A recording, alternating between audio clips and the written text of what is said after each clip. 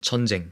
우리 의지와 무관하게 일어나는 특별하고도 비극적인 이 사건은 사실 선과 악의 대결이라기보단 이념들의 충돌이 더 가깝다. 하나의 거대한 이념이 또 다른 이념을 짓밟고 거기에 휩쓸려 억지로 참전하게 된 사람들은 깊은 상처를 입는다. 이처럼 극단적인 상황에 내던져진 인간은 어떤 모습을 드러내게 될까? 우주를 무대로 한 퍼스트 건담과 한 세기 전 진흙탕 참호전을 다룬 서부전선 이상 없다. 듣기만 해도 전혀 다른 시대와 장소가 떠오르지만 묘하게도 이 두 작품에서는 비슷한 냄새가 나는데 어떤 것들이 있는지 지금부터 간다. 먼저 퍼스트 건담은 우주 식민지가 건설된 우주세기가 주무대다. 사람들은 지구에서 벗어나 우주 공간에 건설한 콜로니에 살게 되었는데 그중 지온 공국은 지구 연방정부로부터 독립을 선언하고 거대한 전쟁인 1년 전쟁을 일으킨다. 그리고 이러한 혼란 속에서 아무로 레이라는 평범한 소년이 우연히 연방의 최신 병기 건담을 조종하게 되고 민간인 신분에서 하루아침에 전쟁에 뛰어드는 파일럿의 운명을 맞이한다. 이후 아무로는 전투 속에서 적 파일럿들과 조우하고 동료들과 생사를 오가는 경험을 할 때 우리는 현대보다 진보한 우주세기임에도 불구하고 아직도 반복되는 전쟁의 비극을 정면으로 마주하게 된다. 다음 서부전선 이상 없다. 이 작품은 제1차 세계대전 시기를 배경으로 독일의 한 고등학생 파울 보이메르와 그의 친구들이 전쟁에 자원 입대하면서 시작된다. 이들은 애국심과 영웅적인 환상에 부푼 채 전선에 나왔지만 그곳은 무의미한 사륙과 고통이 난무하는 참호전만이 있을 뿐이었다. 계속되는 폭격과 동료들의 죽음, 육체적 정신적 한계에 다다른 파울과 친구들은 점차 전쟁에 대한 회의와 무력감에 빠지면서도 생존을 위해 몸부림치게 된다. 전쟁이 개인의 삶을 어떻게 송두리째 바꾸는지 그리고 전선에서의 삶이 얼마나 끔찍한지 적나라하게 보여주는 작품이다.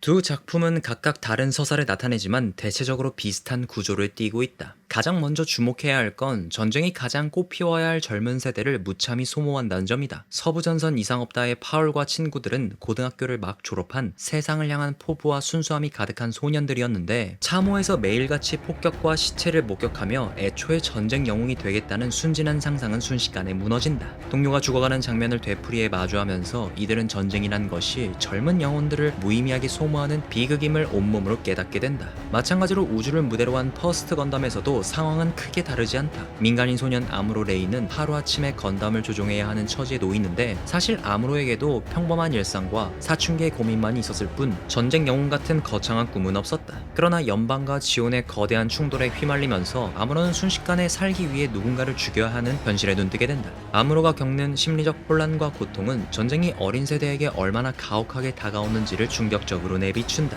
그렇다면 왜 이토록 많은 젊은이들이 목숨을 걸어야 하는 걸까? 두 작품은 모두 전쟁 자체가 부조리한 거대한 힘임을 시사한다. 서부전선 참호에서도 독일군이든 연합군이든 서로를 향해 무의미한 돌격과 공격을 계속 반복하는데 참호 몇 미터를 뺏고 빼앗기는데 수십 명, 많게는 수백 명의 목숨이 희생되는 이 광경에서 도대체 이것이 누구를 위한 싸움인가? 라는 회의감을 불러일으킨다. 심지어 상부에서는 전진하라는 명령만 내릴 뿐 현장에 있는 병사들이 겪는 피비린내 나는 현실은 신경 쓰지 않는 듯 보이고 이 결과 한 번의 전투가 끝나면 수많은 시신만 남고 땅을 되찾아도 곧 다시 뺏기는 전혀 합리적이지도 않고 타당하지도 않은 악순환이 이어질 뿐이다. 한편 연방과 지온은 각각 통합과 독립이라는 거창한 명분을 내세우지만 실제로 전장에 뛰어드는 병사들, 특히 아직 어린 파일럿과 승무원들은 왜 내가 이 전쟁에 목숨을 걸어야 하는지 뚜렷하게 깨닫지 못한 채 죽음의 문턱을 오간다. 우주라는 광활한 공간에서 펼쳐지는 전투가 장엄해 보일 수도 있지만 결국 참호전과 다름없이 이념과 권력 다툼이 만들어낸 희생자의 숫자만 늘어날 뿐이다.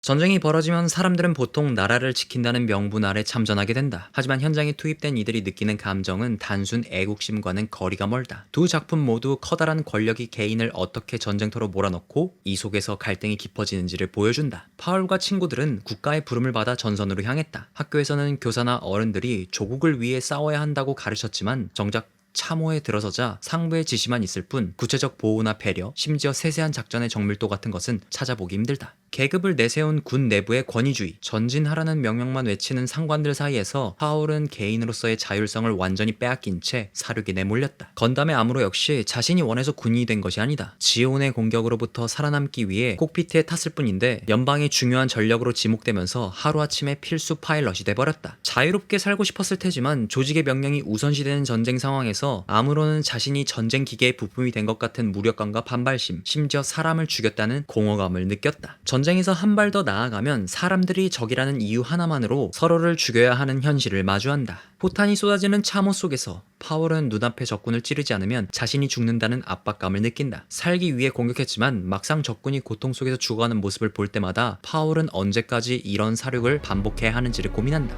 전쟁터의 비인간성은 점차 트라우마로 남게 되고 파월은 자기 손으로 목숨을 빼앗았다는 죄책감에 시달린다. 이로써 전투가 끝나면 젊은 병사들은 어른들이 만든 전쟁에 자신들의 인간다움을 바친 셈이다. 아무로는 건담을 조종해 다수의 지온 모빌 슈트를 격파하게 되지만 적의 조종석 안에도 누군가가 있었다는 사실을 깨닫는다. 아무로는 내가 누군가의 아들을 혹은 친구를 죽였을지도 모른다는 공포와 슬픔을 간접적으로 느끼게 된다. 더구나 조직은 이러한 죄책감에 빠져있는 아무로에게 넌 지금 잘하고 있다며 오히려 계속 싸우도록 압박을 가한다.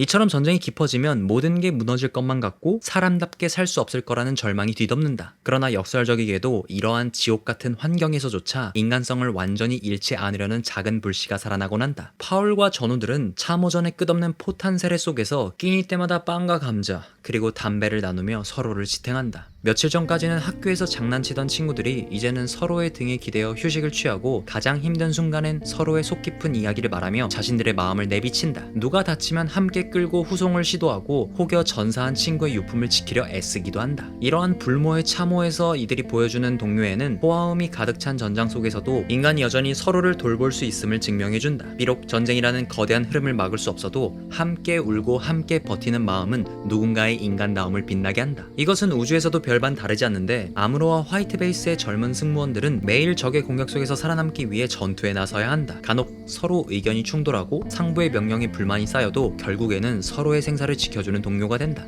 조종사, 엔지니어, 통신병 등 역할은 달라도 모두가 한 배를 탄 처지이기에 식량도 아껴서 나누고 부상자를 치료하며 살아남기 위해 협력한다. 이들은 비록 전쟁이 만든 임시 가족처럼 보이지만 결국 적막하고 공허한 우주에서도 함께라는 단어가 유일한 희망이라는 사실을 깨닫고 이렇게 전선의 한복판에서 점차 피어오르는 연대감은 가벼운 군사적 합동을 넘어선 인간적인 연결로 이어진다. 두 작품은 각각 다른 시대, 다른 공간을 그리고 있지만 참호의 공포 속에서도 우주 전함의 좁은 격실 속에서도 사람들은 절망을 견디기 위해 서로의 어깨와 등을 내어준다. 전쟁이란 상황이 낳은 폭력과 슬픔을 지우지는 못하더라도 서로를 붙들어주는 작은 손길이 인간이라는 존재가 완전히 파괴되지 않았음을 증명할 수 있는 것이다.